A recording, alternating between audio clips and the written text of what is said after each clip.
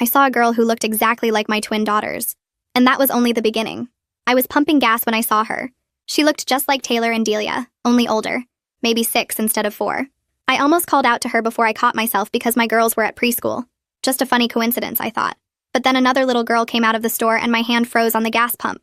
The second girl was identical to the first one. They were twins. Twin girls who looked exactly like my twin girls, just 2 years older. Their mom was loading them into a silver minivan, and I found myself walking over before I could think about what I was doing. "Excuse me," I called out, my voice shaking. The woman turned around and smiled politely, but her expression changed when she saw my face. "Oh God, you have them too," she whispered. "How old are yours?" I couldn't speak for a moment because her question made no sense but also made perfect sense. 4, I managed to say. "Twin girls. They're at preschool." She nodded slowly and looked around the parking lot like someone might be watching us. "Mine are 6 and there's another set in my neighborhood that's 8, she said quietly. "We've been trying to figure out what happened to us for 2 years. I felt like the ground was tilting under my feet. "What do you mean, what happened to us?" The woman pulled out her phone and showed me a photo that made me grab the side of her van for support. It was a playground photo with at least 10 sets of identical twin girls, all different ages, all with the exact same face as my daughters. "We call ourselves the Mirror Mothers," she said, putting her phone away. "There are 37 families that we know about so far, all with identical twin girls who look exactly the same no matter what year they were born." She pressed a business card into my hand with just a phone number on it. "Call Belle tonight. She's been investigating this for 3 years. The woman grabbed her daughter's hands and started walking away but turned back. "Did you use fertility treatments?" I shook my head because I'd gotten pregnant naturally. "Check your bank records from 2019. We all thought we got pregnant naturally too." I abandoned my errands and drove straight home. Charlie was at work and the twins were at preschool and I had 2 hours to figure out what was happening. I found our bank statements from 2019, and there it was. A $30,000 withdrawal I didn't remember labeled medical expenses. My hands shook as I called the number on the card. "Is this about the twins?" A woman answered immediately. "Yes," I said. "I just saw another pair at the gas station." Belle sighed like she'd had this conversation before. "Can you meet me right now? Don't go to the preschool first. Just meet me at the coffee shop on 3rd. I drove there in a daze and found Belle sitting with 5 other women at a corner table. They all looked up when I walked in and I could see they'd all been crying. "Sit down," Belle said. "What I'm about to show you is going to change everything." She opened her laptop and turned it toward me. On the screen was a medical document with my name on it from a clinic I'd never heard of. "Reproductive Health Solutions." "I've never been to any fertility clinic," I said. But Belle was already pulling up more documents. "You have. We all have. Look at the signatures." She showed me consent form after consent form with my signature, all dated during a 3-week period in 2019 that felt fuzzy in my memory. "I was visiting my sick mother that month," I said, but even as I said it, I wasn't sure. Belle clicked to another file. "Every single one of us has the same gap in our memories. 3 weeks we can't quite remember, always with some excuse for why we were away. But even if we all had fertility treatments, that doesn't explain why all the children look identical," I said. Belle's face darkened. "No, it doesn't. And that's where it gets worse." She pulled up a missing persons database and typed in a name. A photo loaded that made every mother at the table gasp. It was our daughter's face, but on a woman who'd gone missing in 2018. Her name was Ariana Miley. She was 20 when she disappeared. She had an identical twin sister who also vanished the same day. My phone started ringing and it was the preschool. "Mrs. Steck, we're calling about Taylor and Delia," the voice said, but it didn't sound like their usual teacher. "There's been an incident and we need you to come pick them up immediately." "What kind of incident?" I asked, but Belle was already shaking her head and mouthing, "Don't go" at me. "Your daughters are fine, but there's been a gas leak and we're evacuating," the voice said. I knew the preschool's evacuation protocol, and they never called parents because they took the kids to the church next door. "I'll be right there," I lied and hung up. Belle was already on her phone. "They're moving on us," she said to someone. "Pack up now." Another mother at the table was typing frantically. "My neighbor just texted that there are black SUVs at my house," she said. Belle slammed her laptop shut. "Everyone get your twins and run. Don't go home. Don't go to their schools." But my phone buzzed with a text from an unknown number. The message was a photo of Taylor and Delia in a white room I'd never seen before, sitting next to 2 young women who looked exactly like them but 20 years older. And one of them was holding up a sign that said, "Stop looking or we take them all back." I stared at the photo on my phone and my hands started shaking so bad I almost dropped it.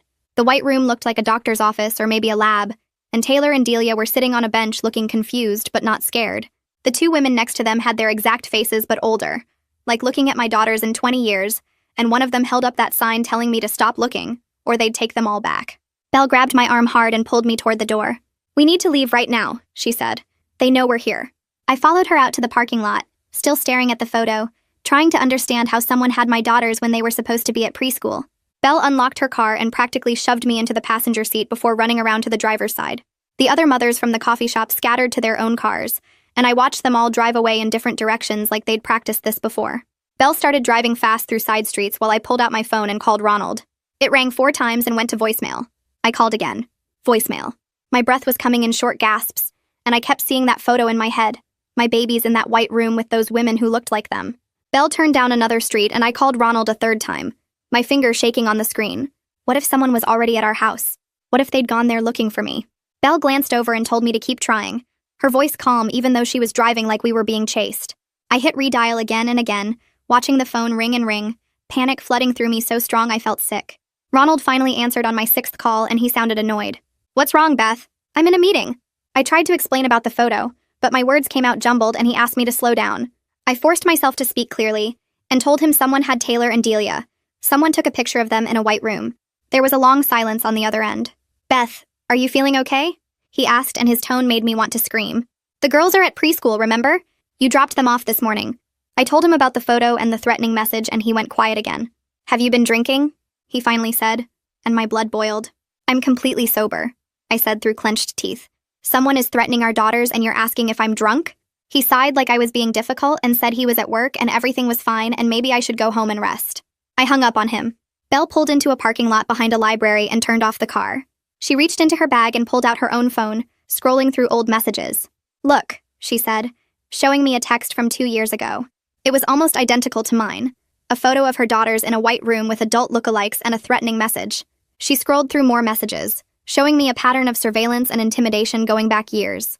They use fear to keep us isolated, Belle explained. They want us too scared to talk to each other or investigate. But in 3 years, they've never actually taken anyone's children. It's all threats designed to make us panic and do something stupid. I stared at the messages, feeling my heart rate start to slow down a little.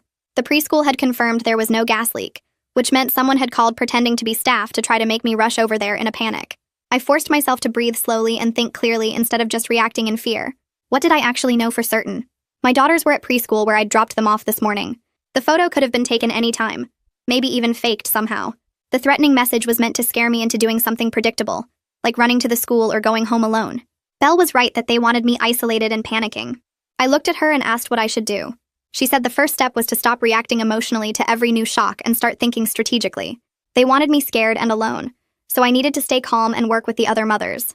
Belle pulled out a worn notebook filled with handwritten notes and showed me pages of detailed records.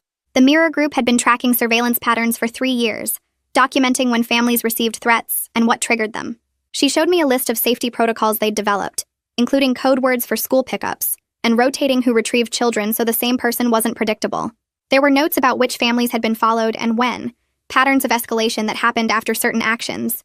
She explained that every mother in the group had been through this initial panic phase, and they'd learned that documentation and preparation were better than fear. I read through the pages, seeing how organized and systematic they'd become. I realized I needed to stop just reacting to each new piece of information and start documenting everything myself. Belle handed me a fresh notebook from her bag and told me to write down every detail I could remember. I started with the gas station encounter, describing the woman and her daughters, what we'd talked about, the photo she'd shown me. I wrote about finding the bank statement, the medical expenses I didn't remember, calling Belle and coming to the coffee shop. I documented the fake preschool call, the threatening text, every detail I could think of. Writing it down made it feel more real, but also more manageable, like something I could understand and fight against instead of just being terrified. Belle started the car and said we should go pick up my daughters together using the safety protocols. We drove to the preschool and I went inside to talk to the director while Belle waited in the parking lot. I explained that I needed to add someone to my authorized pickup list and establish a code word for emergencies. The director looked concerned but agreed, and I gave her Belle's name and chose a code word that only Taylor and Delia would know. Then I brought Belle inside and introduced her and we went to the classroom together. My daughters saw me and came running over, completely happy and unaware of any danger. I hugged them so tight they squirmed and asked why I was squeezing so hard. I told them I just missed them and helped them gather their things. Belle followed us home in her own car and came inside while I got the girls settled with snacks and turned on cartoons. She did a quick walk through our house, checking windows and doors, looking for anything obviously wrong. Everything seemed normal, but she suggested I change the locks as soon as possible and install a basic camera system. She wrote down the name of a security company that several Mirror mothers had used and said they were good about being discreet. I thanked her for everything, and she gave me her personal cell number, telling me to call anytime day or night if anything else happened. She was leaving just as Ronald's car pulled into the driveway. Ronald came in looking shaken and defensive. his tie loose and his face pale. Belle calmly introduced herself as someone helping families affected by reproductive health solutions, and I watched his reaction carefully. His face went completely white when she said the clinic name, and for just a second I saw guilt flash across his features before he covered it with confusion. "What are you talking about?" he asked, but his voice wasn't steady. Belle looked at me and said she'd let us talk privately, then left through the front door. Ronald stood in the hallway staring at me, and I realized he knew something he hadn't told me. The question was how much he knew and why he'd kept it secret. I walked straight to Ronald and closed the door behind us, my hands shaking as I held the bank statement. He looked confused and worried, probably wondering why Belle just introduced herself with that clinic name, and I didn't give him time to make excuses. I asked him directly if he knew anything about the $30,000 or reproductive health solutions, watching his face carefully for any sign that he was hiding something from me. He shook his head immediately and said we got pregnant naturally, that I must be confused or mixing things up with someone else's story. His voice had that careful tone he uses when he thinks I'm being irrational, the same one he used when I wanted to quit my job after the twins were born, and it made my blood boil. I shoved the bank statement at him and told him to look at the date, to look at his own signature authorizing the withdrawal. He stared at the paper for what felt like forever, his face going pale as he traced the numbers with his finger. Finally, he admitted he remembered me being gone for a few weeks that spring, something about visiting my sick mother in another state. I felt my stomach drop because my mother wasn't sick in 2019. She was perfectly healthy and living 2 hours away, and I would never leave my 4-month-old twins for weeks to visit her. Ronald kept staring at the statement like it might change if he looked long enough, and I realized he genuinely didn't remember either. We both had this fuzzy gap in our memories from the same time period, and that scared me more than anything else that had happened today. That night I couldn't sleep even though I was exhausted from the emotional chaos. I waited until Taylor and Delia were down for the night, checking on them 3 times to make sure they were really asleep and safe. Then I went to our home office and started pulling up everything I could find from 2019. Old emails loaded slowly on my laptop, and I scrolled through months of messages looking for anything about a trip or medical appointments. There was almost nothing useful, just some generic emails about grocery pickup, and a few messages to friends saying I was busy with the twins. I found photos from that time period showing Taylor and Delia as tiny babies, but none of the pictures had dates or locations that proved where I actually was. My calendar from 2019 had some appointments marked, but they were vague entries like doctor or errands that could mean anything. I searched through our credit card statements looking for hotel charges or plane tickets, but there was nothing except normal purchases at local stores. It was like those 3 weeks had been carefully erased from every record, leaving just enough generic evidence that I couldn't prove they never happened. I pulled out old photo albums and tried to remember taking specific pictures, but my memories felt slippery and uncertain. The harder I tried to grab onto concrete details, the more they seemed to slide away from me. I found myself staring at a photo of me holding the twins on what was supposedly my birthday that year, but I couldn't remember the actual day or who took the picture. Ronald came in around midnight and found me surrounded by papers and old photos, tears running down my face. He sat next to me without saying anything, and we both just looked at the evidence of time we couldn't remember living through. I lay in bed that night replaying every memory I had from 2019, trying to find something solid I could hold on to. I remembered the twins being born in January. That part was clear and real with specific details about the hospital and the nurses. But after that first few months, things got fuzzy in a way that didn't make sense. I should remember every day with my newborn babies, every feeding and diaper change and sleepless night, but instead I had this vague sense of time passing without actual memories attached to it. Ronald was asleep next to me, his breathing slow and steady, but I felt completely alone with this growing horror. Weeks of my life were just missing, replaced with a story about visiting my mother that never actually happened. I got up and checked on Taylor and Delia again, standing in their doorway watching them sleep in their matching beds. They looked so peaceful and innocent, and I thought about how someone had violated my body while I was unconscious to create them.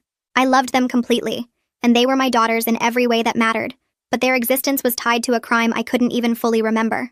I went back to bed and stared at the ceiling until dawn started creeping through the windows, my mind going in circles trying to understand how this could have happened to me. The next morning, I called Belle as soon as the twins were occupied with breakfast and cartoons. She answered on the first ring like she'd been waiting for my call, and I told her about the memory gap and how Ronald couldn't remember that time clearly either. Belle sighed and said every single mirror mother has reported the exact same experience, 3 weeks in 2019 that feel like looking through fog. She explained that they've been working with a neurologist who specializes in drug-induced amnesia, someone who's been consulting with their group quietly for the past year. Belle gave me his name and office number, saying he's been helping them understand how someone could have erased weeks of memories while implanting false ones about being away. She warned me that getting those memories back might not be possible, that some types of amnesia drugs cause permanent gaps that can never be recovered. I wrote down the neurologist's information with shaking hands and thanked her for everything she was doing to help us. Belle told me not to lose hope, that even without the memories, we had enough evidence to prove what happened and hold someone accountable. After we hung up, I sat in the kitchen listening to my daughters laugh at their show in the next room, and I made a decision to fight for them no matter what it took. I called my sister and asked if she could watch the girls for the day, making up something about urgent errands I needed to run. She agreed immediately because she's always happy to spend time with her nieces, but I could hear the concern in her voice when she asked if everything was okay. I told her I'd explain soon, which was true but also a way to avoid the conversation I wasn't ready to have yet. She came over within an hour, and the twins were excited to see their aunt, running to hug her legs as soon as she walked in. My sister looked at me closely and said I seemed stressed. Was I taking care of myself? Did I need help with anything? I almost broke down right there and told her everything, but I couldn't put that burden on her when I barely understood it myself.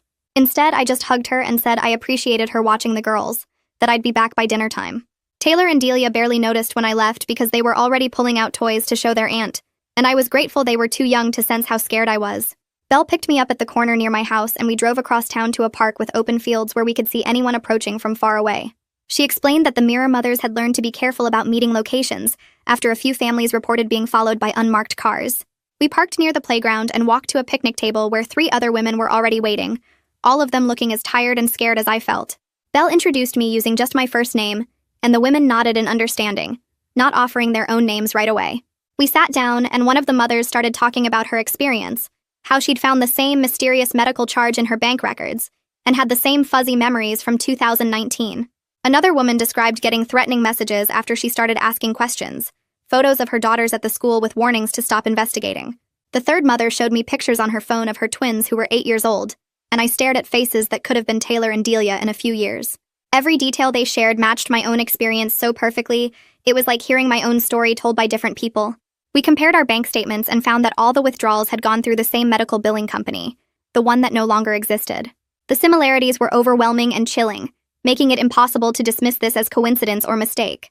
One of the mothers pulled out her phone and scrolled to her daughter's baby photos, then held it next to pictures I showed her of Taylor and Delia as newborns. The babies in both photos could have been the same children, identical down to the shape of their ears and the exact shade of their hair. We all stared at the images in silence because seeing it like that made the whole thing undeniable and real. Another mother's twins were 8 years old, and she showed me current photos of them at a soccer game. Their faces mature, but still clearly the same as my daughter's faces. Looking at those older girls felt like seeing into the future, like watching Taylor and Delia grow up and fast forward, and my stomach twisted with the wrongness of it all. The mother with the 8-year-old said quietly that at least our daughters had each other, that they'd never be alone even when they learned the truth about how they came to exist. I thought about that, and realized she was right, that Taylor and Delia would always have their twin no matter what else happened. But it also meant they'd both carry the same burden of knowing their existence came from someone's crime against me, and possibly against Ariana Miley. Belle waited until we'd all shared our stories before explaining what she'd learned over her 3 years of investigating. She said they'd been trying to work quietly to avoid spooking whoever was behind this, gathering evidence and connecting families without drawing attention. But the threatening messages had been getting worse lately, more frequent and more specific, which meant someone was watching them closely and getting nervous. Belle thought it was time to bring in legal help and possibly law enforcement, even though she knew some mothers were scared of losing custody if authorities decided we were unstable or unfit. One of the women at the table started crying and said she couldn't risk her daughters being taken away, that she'd rather live in fear than lose them to the system. Another mother argued that staying quiet was more dangerous, that whoever did this to us was still out there and might do it to other women. Belle listened to both sides and then said firmly that she believed we were stronger together than scattered and silent, that collective action was our best protection. I found myself agreeing with her because hiding felt like letting them win, like accepting what they'd done to us without fighting back. A car pulled into the parking lot and we all tensed until we saw it was just a woman with a legal briefcase getting out. Belle stood up and waved her over, introducing her as Henrietta May, an attorney who specializes in medical malpractice and reproductive rights. Henrietta was probably in her 50s with gray hair pulled back in a neat bun, and she had this calm confidence that made me feel slightly less panicked. She sat down at our picnic table and pulled out a yellow legal pad, asking each of us to tell her our stories from the beginning. Henrietta listened without interrupting or showing shock, just taking detailed notes and occasionally asking specific questions about dates or documents. She wanted to know exact amounts of the bank withdrawals, whether we'd kept the threatening messages, if any of us had tried to contact the clinic directly. When we'd all finished talking, Henrietta looked at her notes for a long moment before speaking. She explained that if we were drugged and subjected to medical procedures without informed consent, that constituted both criminal assault and grounds for major civil litigation. Her voice was matter of fact but not cold, like she was explaining serious crimes while also acknowledging our humanity as victims. Henrietta said the first step was securing our children's safety through protective orders, while building a case with documented evidence, and she asked if we were willing to let her represent us as a group.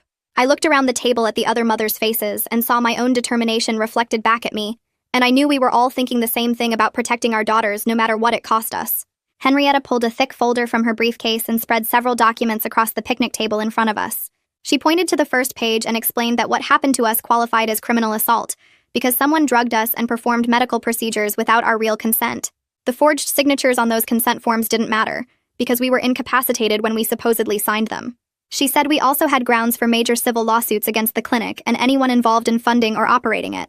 Her voice stayed calm and professional as she outlined our options, making the whole nightmare feel slightly more manageable because someone finally understood how serious this was. Henrietta explained that the first step was securing protective orders for our children, while building a documented case with medical records and financial evidence. She asked if I was ready to let her represent me officially, and I nodded before she even finished the question. She slid a stack of forms across the table and handed me a pen, explaining each document as I signed. The authorization forms would let her request my complete medical records from any facility that might have treated me. Henrietta warned that filing these requests would likely trigger a response from whoever was monitoring us, because they'd know we were taking legal action. She said we needed to move quickly on multiple fronts before they could destroy evidence or intimidate us into backing down. That afternoon, Henrietta drove to her office downtown while I followed in my car, and I watched her march into the building with her briefcase like she was going to war for us. She filed formal requests for my complete medical records from Reproductive Health Solutions and every clinic affiliated with them in the state. Henrietta also sent a certified letter to the clinic demanding they preserve all documents related to my case, which she explained created a legal obligation they couldn't ignore without facing serious penalties. She called me an hour later to confirm everything was filed and said the clock was ticking now. I sat in my car in the parking lot staring at my phone and trying to process that I'd just officially started a legal battle against people who'd violated my body and created my children through some twisted experiment. I drove home rehearsing how to tell Ronald everything I'd learned, because I knew he'd resist believing it at first. He was in the kitchen making coffee when I walked in, and he smiled at me before noticing my expression. I pulled out my phone and showed him the photos Belle had given me of all the identical twin girls from different families. Ronald stared at the screen and his face went pale as he scrolled through image after image of children who looked exactly like Taylor and Delia. He kept saying this couldn't be real, and asking if someone photoshopped the pictures as some kind of sick joke. I showed him the bank statement with the $30,000 withdrawal, and the medical documents with my forged signature. Ronald sat down heavily at the kitchen table and put his head in his hands, and I could see him starting to believe it despite every part of him wanting to reject it. He looked up at me with this sick expression, and asked what we were supposed to do now.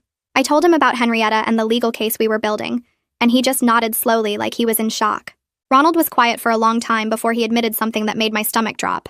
He said he'd been getting strange calls at work over the past few months from someone asking about our family situation. The caller wanted to know if we were satisfied with our fertility outcomes, and if we had any concerns about our daughter's health or development. Ronald thought it was just some weird marketing survey and hung up after the first few questions, but now he realized they were checking on us. I felt anger rising in my chest because he'd never mentioned these calls before, but I pushed it down because getting mad wouldn't help anything. I asked if he remembered any other details about the calls, and he said the person always called from a blocked number and sounded professional like they were reading from a script. We went upstairs to where Taylor and Delia were playing with blocks in their room, and I knelt down to their level with a smile I didn't feel. I told them we were going to play a new safety game where they had to hear a special code word from anyone who wanted to pick them up from the school. Ronald suggested using their favorite cartoon character's name, and the girls got excited about having a secret password. I made them practice saying the code word back to me, and explaining that they couldn't go with anyone who didn't say it first, even if it was someone they knew. Delia asked if this included Grandma, and I said yes. It included everyone until Mommy or Daddy told them the game was over. The girls thought it was fun and went back to their blocks, completely unaware that I was trying to protect them from people who might try to take them away. That evening, Belle called while I was making dinner, and I stepped out onto the back porch to talk privately. She said another Mirror mother just received a threatening letter at her workplace warning her to stop asking questions about the clinic. The letter didn't make any specific threats, but the message was clear, and the woman was terrified because now her coworkers knew something strange was happening with her family. Belle said the Mirror mothers were meeting tomorrow to coordinate a unified response because she believed we were stronger together than scattered and afraid. I agreed to be there and asked what time, writing it down on my hand because I couldn't find paper. Belle's voice was steady, but I could hear the strain underneath, and I realized she'd been carrying this burden alone for 3 years before finding the rest of us. I barely slept that night, getting up 4 times to check that all the doors were locked and the windows were secure. Each time I walked past Taylor and Delia's room, I pushed their door open quietly to make sure they were safe in their beds. Every car that drove past our house made my heart race, and I found myself standing at the window watching headlights sweep across our yard. Ronald found me there at 2 in the morning and guided me back to bed. but I just lay there staring at the ceiling. I realized I couldn't live like this forever, jumping at every sound and imagining threats around every corner. Something had to change, or this fear would consume me completely.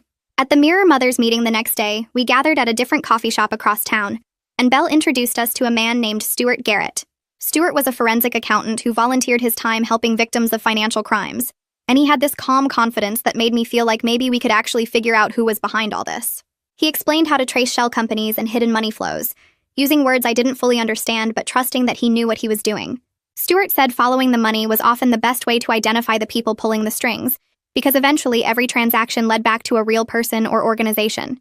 He pulled out a laptop and showed us examples of corporate structures designed to hide ownership, pointing out patterns we should look for in our own records.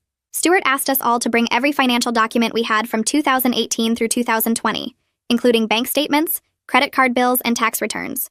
He said patterns would emerge when we looked at multiple families' records together, especially if the same shell companies or billing entities showed up repeatedly. Stuart explained that whoever funded the clinic probably used the same financial infrastructure for all of us, which meant comparing our records could reveal connections we'd miss looking at them individually. I made a mental note to dig through our filing cabinet as soon as I got home because I wanted to give Stuart everything he needed. Belle thanked him for helping us, and he just shrugged and said, "Nobody should get away with doing this to families." I drove straight home and pulled every financial document from our filing cabinet, spreading bank statements and tax returns across the kitchen table. Ronald was still at work, and the girls wouldn't be home from preschool for another hour, giving me time to sort through 5 years of records without explaining what I was doing. I found receipts, credit card bills, and investment statements from 2018 through 2022, organizing them by year, and typed the way Stuart had explained. My hands moved automatically, scanning each page into the secure folder he'd set up, but my brain kept circling back to those consent forms with my signature. The $30,000 withdrawal stared at me from the 2019 statement, and I photographed it from 3 different angles to make sure Stuart could see every detail. Looking at the actual numbers made everything feel more solid and less like some crazy story I might have imagined. These were real transactions, real money that came out of our account, real evidence that something happened to me even if I couldn't remember it. My phone rang just as I finished uploading the last document and Stuart's name flashed on the screen. He didn't waste time on small talk, jumping straight into what he'd found in the records I'd sent earlier. The medical billing company that processed my $30,000 withdrawal was called Cascade Health Services, and it had been dissolved exactly 6 months after my payment went through. Stuart explained that legitimate medical billing companies don't just disappear like that, especially not ones handling fertility treatments that require years of follow-up care. He'd run the company's tax identification number through several databases, and found it was created 3 months before my withdrawal, and shut down 9 months later, which meant it existed for less than a year total. That wasn't a real business, he said. That was a shell company set up specifically to move money and hide the source. Stuart kept talking, his voice getting more excited as he traced the connections deeper.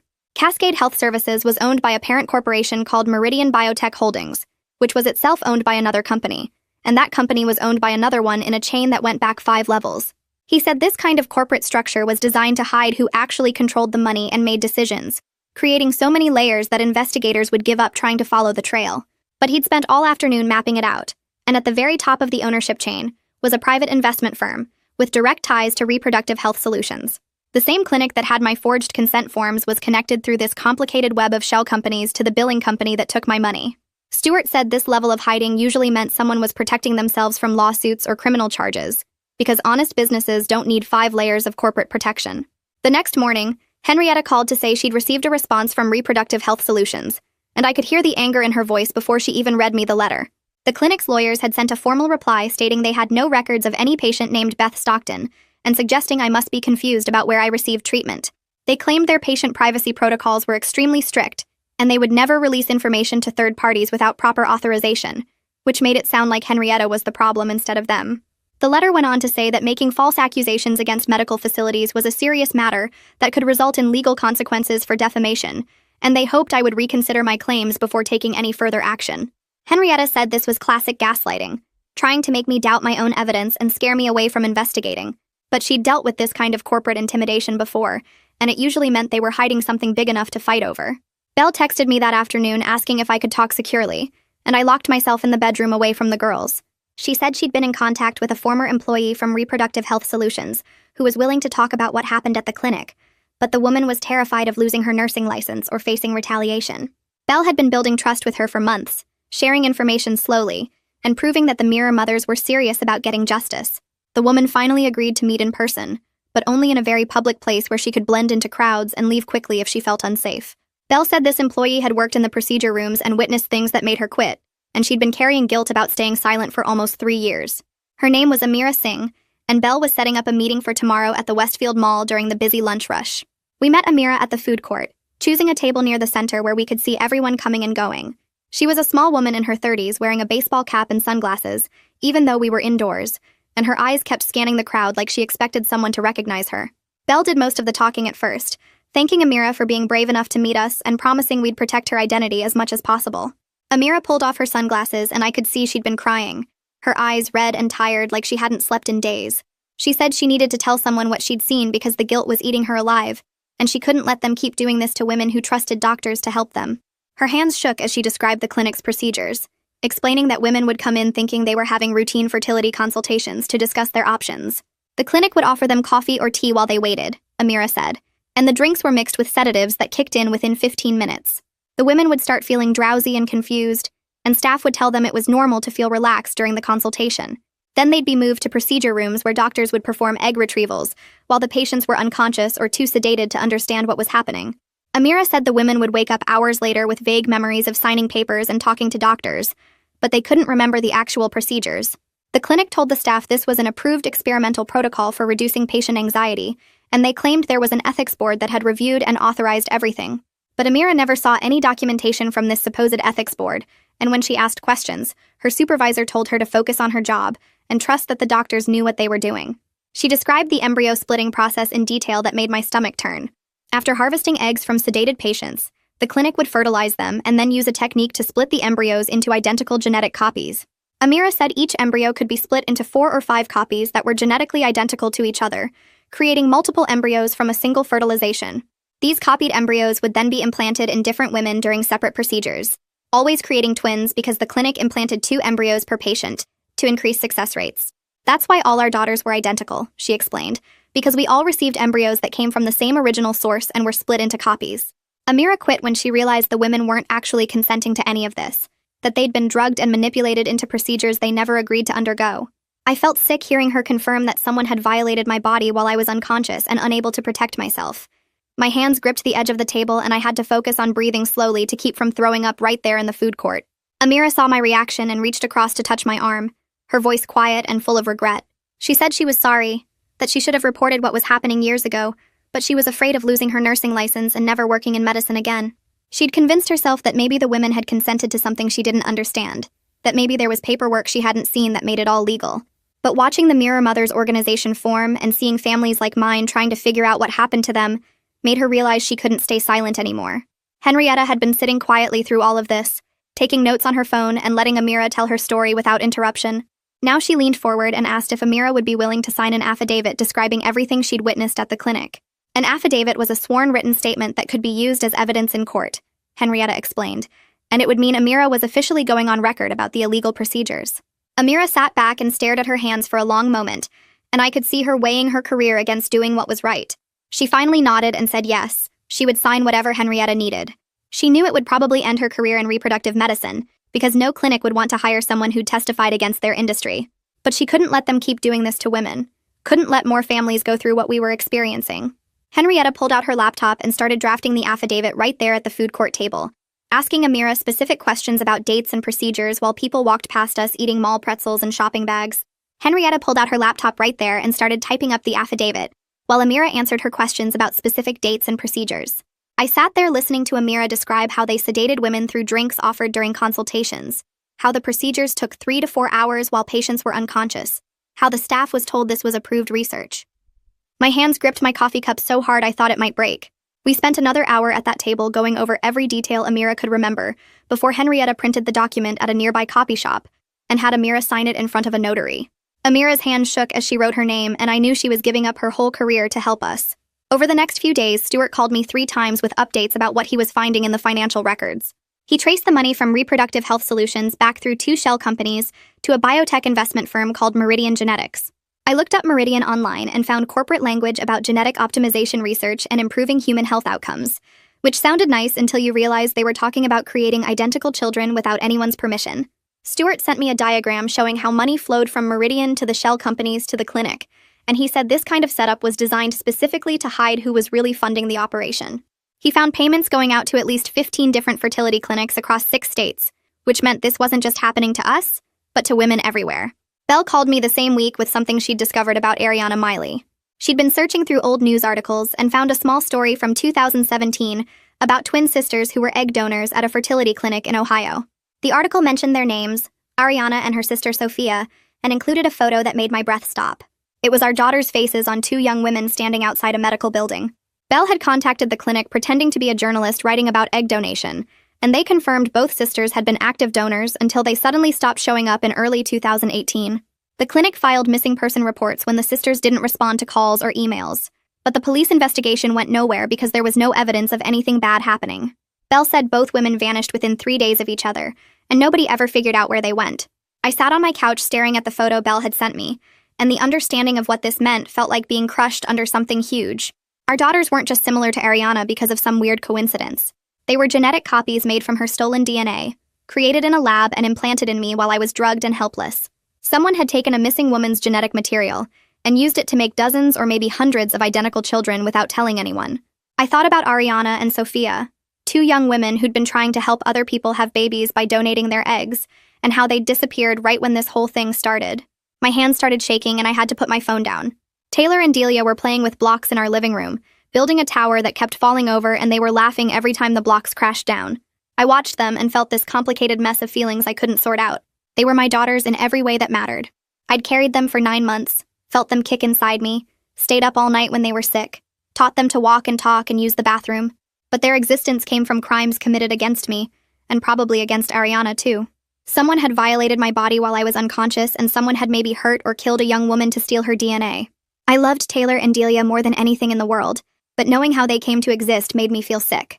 Henrietta called that afternoon to say she was filing a police report on behalf of all the Mirror mothers.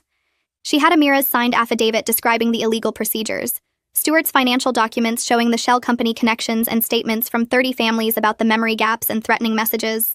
She said we had enough evidence now that the police couldn't ignore us, and she'd arranged for us to meet with a detective who handled complex cases. The meeting was scheduled for the next morning at the police station, and Henrietta told me to bring Ronald if he was willing to come. Ronald took the morning off work and we drove to the station together in silence. The detective's name was Quentin Aldrich, and he looked like he was in his 50s with gray hair and tired eyes. He listened to Henrietta present all our evidence without saying much, just taking notes and asking a few questions about dates and locations. When she finished, he sat back in his chair and was quiet for a long moment. He said this would be an extremely hard case to investigate because it involved multiple states and possibly federal crimes like human trafficking and medical fraud. He couldn't promise us quick results because these things took months or even years to build properly. But he looked at Amira's affidavit and Stuart's financial documents and said the evidence was strong enough that he agreed it needed a full investigation. He told us to keep documenting everything and to be extra careful about our safety because people who committed crimes like this usually didn't want to be exposed.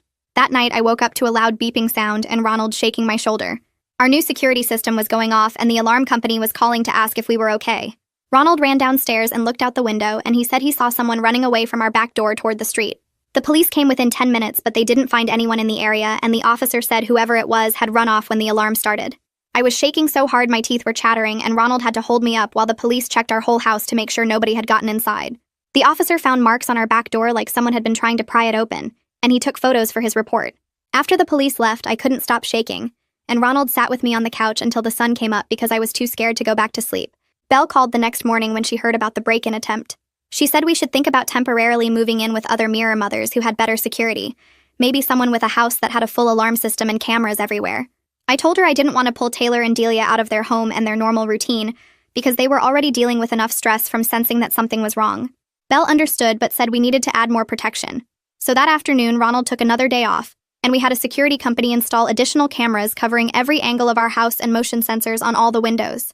The company also put in better locks on all the doors and gave us panic buttons we could press if we needed help. Ronald told his boss he was taking the whole next week off to stay home with us, and for once his company didn't give him trouble about it. The break-in attempt changed something in Ronald. He stopped questioning whether I was overreacting or making things too big, and he started really helping with the investigation instead of just going along with it. He pulled out all his old records and went through them looking for anything that might be useful, and he found some credit card statements from 2019 that showed charges at restaurants and stores near where the clinic used to be. He also started remembering more details about that time, like how I'd seemed tired and confused when I came back from wherever I'd been, and how I'd had some bruising on my arms that I'd said came from bumping into things. He felt terrible that he hadn't questioned it more back then, but I told him none of us understood what was happening. Quentin called a few days later to say the police were opening a formal investigation into Reproductive Health Solutions and Meridian Genetics. He said they were coordinating with federal agencies because the crimes crossed state lines, and they'd be interviewing other mirror mothers and trying to find more witnesses like Amira. He warned us that opening a formal investigation would probably make whoever was behind this more desperate, and we should expect them to try harder to scare us into staying quiet.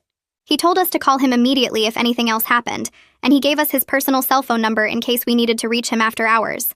I thanked him and hung up, feeling both relieved that someone official was finally taking this seriously and terrified about what might happen next. 2 days later, a thick envelope arrived by certified mail requiring my signature, and when I opened it, I found legal letterhead from a firm I'd never heard of representing Reproductive Health Solutions. The letter said I was making false accusations that damaged their reputation, and if I didn't stop immediately, they would sue me for defamation and seek damages in excess of $1 million. My hands shook so badly I could barely read the rest of it, which went into detail about how my claims were unsubstantiated and malicious, and how they had witnesses who would testify I was never a patient at their facility. I called Henrietta right away, and she asked me to scan the letter and send it to her, then told me not to worry, because this was a standard intimidation tactic used by people trying to scare victims into silence. She said we had evidence on our side, and they were the ones who should be worried about lawsuits, not us. Over the next few days, Belle started getting calls from other mirror mothers who'd received the exact same threatening letter from the same law firm, all demanding we stop our investigation or face legal action. Belle organized an emergency video call with everyone, and Henrietta joined to explain our rights and why we shouldn't back down. Henrietta said the letters proved we were getting close to something they wanted hidden, and the best response was to stand together and refuse to be silenced. She drafted a joint statement for all of us asserting our right to investigate crimes committed against us and demanding accountability for what had been done to our families. We all signed the statement, and Henrietta sent it back to the law firm, making it clear we weren't going to stop looking for answers just because they tried to threaten us. A few days after that, Belle got a call from a local journalist who said he'd heard rumors about a fertility clinic investigation and wanted to know if we'd be willing to talk to him. Belle immediately called Henrietta to discuss whether we should go public with our story, and Henrietta said media attention might actually protect us by making it harder for anyone to harm us quietly. We held another group meeting to decide together, and most of the mothers agreed that staying silent hadn't kept us safe, so maybe it was time to let people know what was happening to us. The consensus was that we should do the interview but be very careful not to name our children or show their faces, focusing instead on the medical violations and financial fraud. Belle coordinated with Henrietta about what we could and couldn't say legally, and then 3 of us, including me, met with the journalist at a neutral location. We told him about the memory gaps and the mysterious medical charges and the threatening messages, showing him some of the documentation Stewart had gathered about the shell companies. The journalist took careful notes and recorded our conversation, and he seemed genuinely shocked by what we were describing. He promised to verify everything we told him before publishing, and to protect our children's identities. A week later, the story ran in the local paper with the headline, "Local Mothers Allege Fertility Clinic Conspiracy," and suddenly we weren't alone anymore. The article laid out the basic facts about the 37 families with identical daughters and the evidence of unauthorized medical procedures, and it included quotes from Henrietta about the legal violations. Within hours of the article going online, Belle's phone started ringing with calls from people who'd experienced similar things, and by the end of the day, 3 more families had come forward with the same memory gaps and mysterious medical charges from 2019. Each new family that joined us made our case stronger and harder to dismiss as just coincidence or confusion, and the Mirror Mothers Network grew to over 40 families in just a few days. The new families brought their own documentation and memories, adding more pieces to the puzzle we were trying to solve. One mother had saved emails from the clinic that contradicted their claims about never treating patients, and another had credit card receipts from restaurants near the facility during her missing 3 weeks.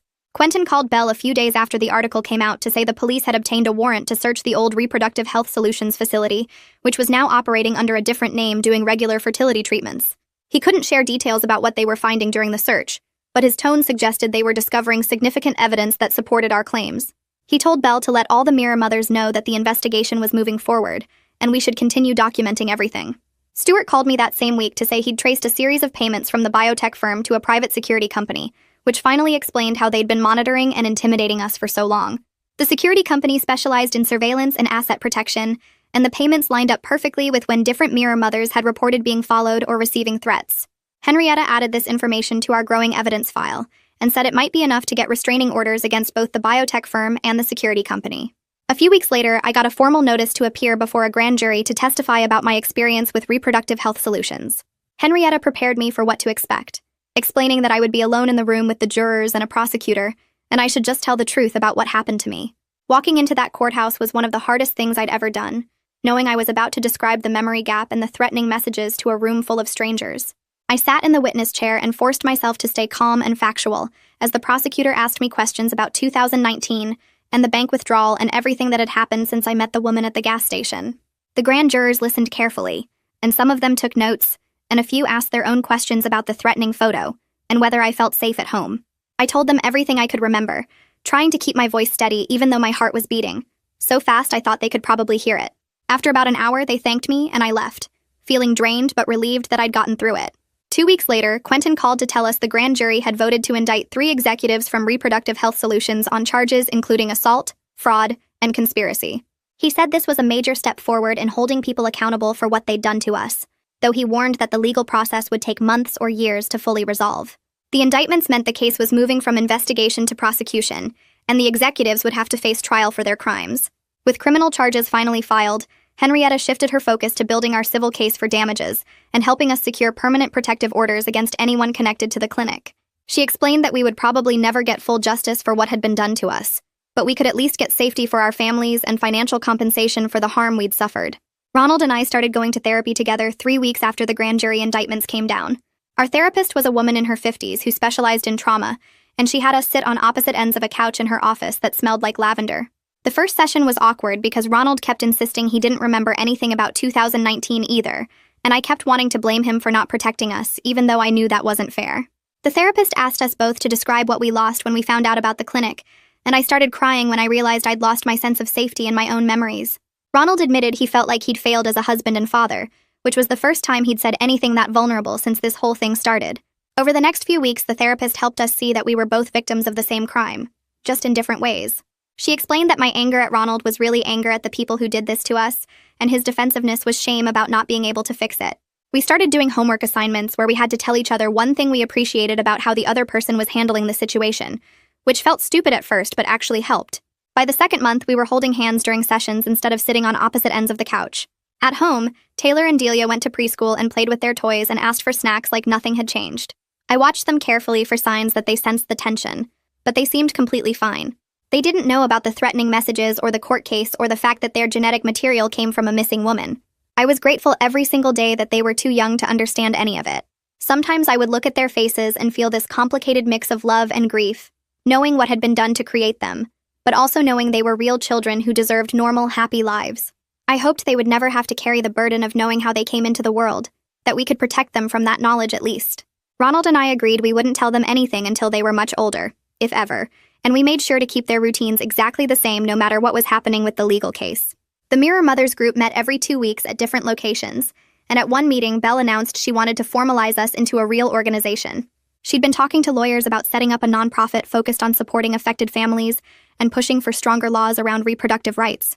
Everyone agreed it was a good idea because we needed structure and funding if we were going to help families beyond just our own group. Belle drafted bylaws and filed paperwork with the state, and within 3 months we had official nonprofit status. The organization was called the Mirror Mothers Coalition, and Belle became the executive director because she'd been investigating this for 3 years and knew more than anyone. She channeled all that knowledge into building something that could last beyond our individual cases, creating resources for families and working with lawmakers on policy changes. We set up a website and a hotline, and almost immediately we started getting calls from families in other states who'd had similar experiences. Belle hired a part-time assistant to help manage the workload, and suddenly we weren't just victims anymore, we were advocates. I volunteered to help other families navigate the legal process because I'd learned so much from my own experience with Henrietta. When new families called the hotline scared and confused, I could tell them exactly what to expect and what documents to gather.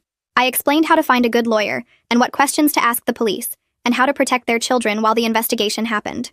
Helping others gave me a sense of purpose that went beyond just keeping Taylor and Delia safe. Every time I walked a new mother through the steps, I felt like I was taking back some power from the people who hurt us. One woman called me crying because she'd just found the bank withdrawal and didn't know what to do, and I stayed on the phone with her for 2 hours helping her make a plan. Another mother needed help understanding the legal documents her lawyer sent, so I met her at a coffee shop and went through everything line by line. It felt good to use what I'd learned to make the journey less scary for other people. 6 months after that day at the gas station when I first saw Hattie and her daughters, a thick envelope arrived from the biotech firm's insurance company. Inside was a settlement offer for $800,000, which was more money than Ronald and I had ever seen in one place. The letter said the payment was contingent on signing a non-disclosure agreement that would prevent us from talking about the case publicly or joining any class action lawsuits. I called Henrietta immediately, and she told me not to sign anything. She explained that the insurance company was trying to pick off families one by one with individual settlements that included gag orders, which would make it harder to hold the company accountable publicly. The money was tempting because we had legal bills and therapy costs, and I'd cut back my work hours to deal with everything. But Henrietta said we'd likely get more in a class action anyway.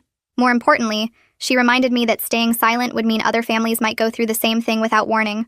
I talked to Ronald about it that night after the girls were in bed, and he admitted the money would solve a lot of our immediate problems. We could pay off the credit cards and fix the car, and maybe even put some away for the twins' college fund. But then he said he didn't think he could live with himself if we took money to stay quiet while the clinic kept operating under a different name. We called Belle and found out that several other families had received similar offers, and she was organizing a group response. At the next Mirror Mothers meeting, we all agreed to refuse the individual settlements and pursue a class action lawsuit instead. Henrietta's legal team estimated it would take 3 years to fully resolve, but we were committed to transparency over quick money. We signed a joint statement saying we wouldn't accept any settlement that included non-disclosure agreements, and Henrietta filed the class action paperwork on behalf of 42 families. The insurance company wasn't happy, but we'd made our choice. A few weeks later, Quentin called with an update that made me sit down hard in a kitchen chair. The criminal investigation had expanded to include Ariana Miley's disappearance, and they'd found evidence at the old clinic site suggesting her genetic material had been harvested and stored there. He couldn't give me all the details because it was an active investigation, but he said Ariana's family was finally getting some answers after years of not knowing what happened to her. The police had also connected the clinic to a network that trafficked genetic material from vulnerable women, often targeting those who were already in difficult situations. Quentin explained that the executives being prosecuted weren't just guilty of what they did to us. They were part of something much bigger and darker. Knowing that our case might help solve Ariana's disappearance made the whole thing feel more important, like maybe something good could come from all this pain. Ronald came home one evening and told me he'd gotten a new job with better hours and better pay. His old company had been understanding about all the court dates and therapy appointments, but the schedule was unpredictable, and he was missing too much of the girls' lives. The new position was Monday through Friday, 9 to 5, with no weekend shifts or late nights. He'd be home for dinner every night and available for school pickups when needed. We slowly started rebuilding trust through consistent honesty and shared therapy sessions, learning to talk about hard things instead of avoiding them. Our marriage wasn't what it was before all this happened, but we were creating something different that might actually be stronger. We'd both been through trauma and come out the other side still choosing each other, which felt like an accomplishment. Some nights we'd sit on the couch after the girls were asleep and just talk about normal things like what to have for dinner, or whether we should repaint the kitchen, and those ordinary moments felt precious. On a sunny Saturday morning, I took Taylor and Delia to the park near our house. They ran straight for the swings, their identical faces lit up with pure joy as they pumped their legs to go higher. I pushed them and listened to their laughter and felt this fierce, protective love wash over me. Whatever crimes had been committed to create them, they were real children who deserved all the love and protection I could give them. They didn't ask to be born this way, didn't choose to be part of some twisted experiment. I would spend the rest of my life making sure they had both safety and happiness, that they grew up knowing they were wanted and cherished. Watching them play, I realized that the most important thing wasn't understanding exactly what happened in 2019 or making sure every person involved faced justice. The most important thing was these two little girls on the swings, giggling and asking me to push them higher, living their lives without the weight of knowing how they came to be. The criminal trial began on a cold Monday morning with news vans parked outside the courthouse and reporters shouting questions as we walked in. I attended every single day of testimony alongside other Mirror Mothers, and we sat together in the courtroom as a visible reminder that the defendants had hurt real families with their actions. Belle organized our seating so we filled 2 entire rows, and some days there were so many of us that people had to stand in the back. The prosecution called witness after witness describing the clinic's procedures, and the forged consent forms, and the shell companies used to hide money. Amira testified about what she'd seen as a nurse, and I watched the jury's faces change as they realized the scope of what had been done. Stewart explained the financial trail in terms everyone could understand, showing how the defendants had profited from our violation. Each day of testimony added another layer to the story, building a case that felt impossible to deny. The defense attorneys made their closing arguments trying to create doubt about the documentation, but the jury deliberated for only 6 hours before returning guilty verdicts on 2 of the 3 executives.